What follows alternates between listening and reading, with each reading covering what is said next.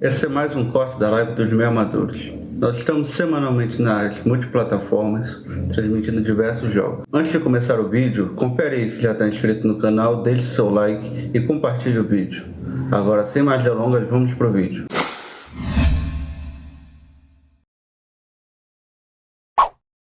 Aproveitando que a gente está falando então de Europa, vamos inverter aqui a ordem do programa, Cássio, e começar então falando da Champions League. E na próxima semana nós teremos as semifinais da maior competição de clubes do mundo, né, começando na terça-feira com Real Madrid e Manchester City, um jogo que remarca um reencontro aí da semifinal do ano passado, mas dessa vez com os mandos de campo invertido, Cassiangelo. O Real Madrid joga primeiro em casa e o Manchester City decide no Etihad. Isso pode fazer a diferença no confronto, ou você acha que pelo que se representam esses times e pelo futebol que eles praticam, tanto faz, tanto fez? Pelas duas equipes, principalmente pelo Real Madrid, eu acho que tanto faz como tanto fez. A gente viu que o Real Madrid é uma equipe que sabe jogar Champions, e como você fala, seu Estevão Barros, esse time parece que tem um pacto com a Champions League. É incrível como o Real Madrid consegue virar rápido a chave, né? Quando entra numa Champions League, estava mal no Campeonato Espanhol, tinha perdido para o Barcelona lá no primeiro jogo da Copa do Rei, e entrou contra o próprio Liverpool pressionado, inclusive Carlo Ancelotti já sendo colocado para fora do Santiago Bernabéu por alguns periódicos esportivos, né, lá da Espanha, mas fez 2 jogos sensacionais contra o Liverpool, e daí virou a chave, virou contra o Barcelona na Copa do Rei, fez 2 jogos seguros contra o Chelsea. Então o Real Madrid chega fortíssimo para essa semifinal. Do outro lado, o Manchester City do Haaland, a máquina de fazer gols, foi outro time também que chega agora no melhor momento dele na temporada. Viu o Arsenal ser líder do campeonato inglês por 29 rodadas, já recuperou a liderança na Premier League, inclusive vencendo o Arsenal e vencendo com autoridade. Só não fez uma goleada histórica, na minha modesta opinião, pelo goleiro que tem o Arsenal, baita de um goleiro.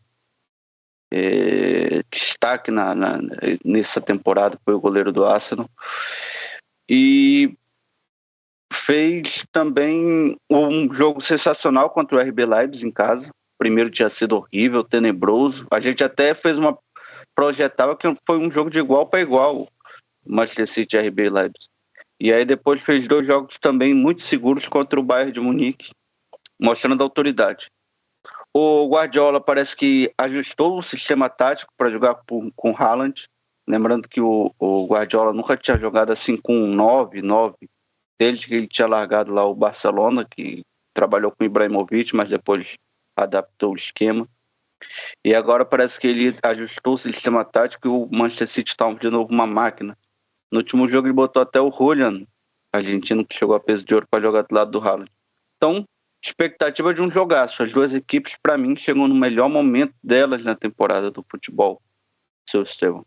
Pois é, né? O Real Madrid já não tem muitas chances na La Liga, já tá entrando com o time reserva, poupando muitos titulares. E o Manchester City ainda, como o Cássio falou, tá nessa briga com o Arsenal, retomou a liderança no meio de semana, venceu o jogo atrasado que tinha contra o Fulham. West Ham, perdão, o Fulham foi no final de semana. Venceu o West Ham por 3-1. O Haaland quebrou o recorde de gols em uma mesma edição da Premier League, se tornou o maior artilheiro de uma mesma edição com 35 gols. E agora a equipe se concentra aí pro confronto contra o Real Madrid. Ainda tem um jogo de Premier League no fim de semana. Isso pode fazer diferença, essa questão física? Pode afetar nesse confronto, Cassiano? Já que o Real Madrid pode poupar todo mundo na La Liga, que não tem mais chance de título, a Champions também está muito bem segura, e o City tem essa disputa, essa corrida contra o Arsenal. Essa questão física pode pesar para o elenco do Manchester City? Pode ser um diferencial, mas eu acho que pesar assim não, mas pode ser um diferencial para o Real Madrid, porque o Manchester City está fazendo lá Desculpa se eu sair um pouquinho do assunto agora, mas é porque você me deu um bom gancho. Lembra que o Abel Ferreira falou, traz o Pep Guardiola aqui para o Brasil, para ver se ele aguenta a quantidade de jogos? Sim. O Pep Guardiola tá fazendo isso lá na Inglaterra, porque ele tá tendo que repor jogos por causa eu acho que foi na Copa da Liga. Ele estava com 2 jogos a menos no campeonato inglês e já repôs um, na próxima semana vai ter que repor outro. Aí, dia 3 de junho, já tem a final da Copa da Inglaterra contra o Manchester United. E nesse intervalo vai ter 2 jogos contra o Real Madrid. Então, o argumento do Abel acho que caiu por terra, né? Esses últimos 2 meses aqui. Porque o Guardiola tá fazendo aí jogos quarta, domingo. Diferencial do Guardiola, só que as viagens que ele faz são muito menores do que a do que o Abel Ferreira faz. Mas a questão física pode ser sim um diferencial. E não sei se você está observando, seu Estevam, o Guardiola está fazendo poucas substituições nos últimos jogos, faz 1, 2 no máximo. Ele tá, como eu falei, ele tinha que projetar um sistema tático e ele tá buscando dar entrosamento para a equipe, com jogadores tendo novas funções dentro de campo.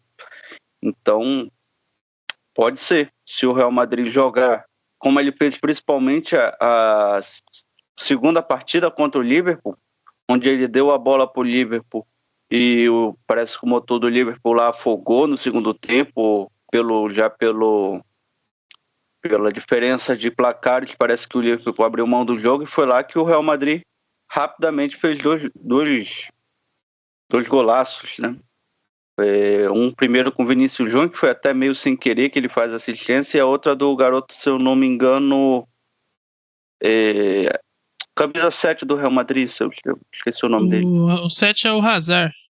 Tá todo descompensado lá. Tá no banco, no jogo. Não, o outro rapaz que entrou, que é substituto do Cristiano Ronaldo. O Asensio. Isso, inclusive até gol do Asensio teve lá na última partida. Não, foi contra o Chelsea, isso. Quem enfrentou o Bayern de Munique foi o Manchester City. Então, é interessante essa questão tática do Manchester City, porque o Julian Álvares tem aparecido muito nos últimos jogos. O De Bruyne estava fora, né, dos treinamentos desde o jogo contra o Arsenal. Então, o Julian Álvares ganhou aí a posição nos últimos jogos e tem atuado ali como um eu coringa. acho que eles podem jogar junto contra o Real Madrid, hein? Pode ser uma opção, porque o Álvares é quase que um coringa nesse ataque. Ele joga como centroavante, sim, joga como segundo atacante, faz muito bem as funções no ataque. Ali pode aparecer na ausência de De Bruyne. Quem também volta é o Phil Foden, estava machucado, voltou à equipe, está aparecendo nos jogos. Então pode ser um reforço interessante. O que tem chamado a atenção também é o fato do Manchester City ter atuado agora com 4 zagueiros, né? E 4 zagueiros mesmo. O Ake voltou, sim, tinha saído machucado no jogo contra o Bayern, estava afastado. E agora retornou a equipe. Marcou o primeiro contra o West Ham. Exatamente.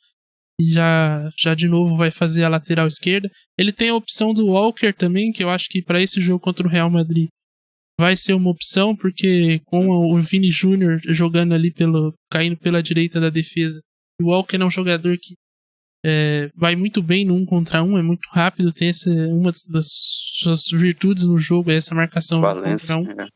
Então acho que vai ser um jogador aí, uma mudança em relação ao time que venceu o Bayern de Munique.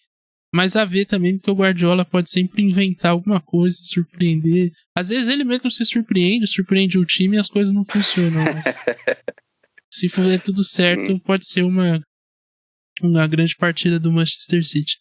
E na quarta-feira, no outro lado da chave, né, nós teremos o clássico italiano, o Derby della Madonnina. Milan e Inter de Milão se enfrentam depois de bom tempo aí longe das competições europeias. As equipes voltaram e fizeram uma grande campanha, né? A Inter já estava voltando nos últimos anos, mas parava ali na fase de grupos, nas oitavas. O Milan retornou na última temporada também e parou na fase de grupos. E agora as duas equipes de Milão retomando os dias de glória e chegando às semifinais aí depois de um longo inverno, né? O Milan a última vez tinha sido em 2007 e a Inter em 2010 que elas chegaram. E esse confronto de 2004 foi que elas se enfrentaram. Se enfrentaram, né, pela última vez. Então, um confronto muito histórico, Cássio Ângelo. As duas equipes no italiano não fazem temporadas muito grandes, mas nas Copas vão muito bem, obrigado, né? Principalmente Sim. A Inter, que está na final da Copa Itália, semifinal da Champions, já venceu a Supercopa da Itália. E o Milan tem aí na Champions a chance de conquistar o título, de conseguir a vaga na Champions League, porque no campeonato italiano as coisas parece que vão ficar mais difíceis agora que a Juventus se colocou de novo na briga. Então, como é que você vê esse confronto? Dá pra ter um favorito, ou o fato de ser um clássico, o retrospecto, você tem que jogar no lixo e é um campeonato à parte? É um campeonato à parte, isso vale mais para Inter de Milão do que pro próprio Milan, o próprio Milano. Porque a Inter, olhando na Champions, ela é igual ao Real Madrid, guardada as devidas proporções. Faz uma temporada tenebrosa, tá num momento ruim, mas parece que vem para a Champions e vira a chave, parece ser até outro time. A Inter vinha de 6 jogos sem vencer, 4 sem marcar gols, até encarar o Benfica, e fez 2 jogos seguros contra, na minha opinião, a sensação da Champions League, para mim, era o Benfica, porque era um time que perdeu o Enzo Fernandes para o Chelsea, ninguém colocava muita fé na equipe de Benfica, mas ela se classificou em primeiro num grupo que tinha PSG, que tinha Juventus, embora o PSG parece que não leu o regulamento, e aí no 11º critério de desempate foi que o Benfica passou em primeiro e pegou essa Inter que vinha mal, se classificou contra o Porto ali às duras penas, um final de jogo eletrizante, que nós até fizemos aqui no Meio Armadores um final de jogo. Eu lembro o Galeno, lateral do Porto, metendo bola no travessão. Parecia a Inter do Mourinho.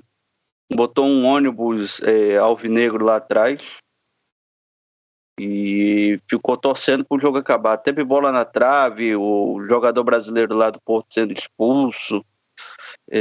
Totalmente voltando às origens de José Mourinho. E aí se passa pelo Porto, passa pelo Benfica com uma certa facilidade.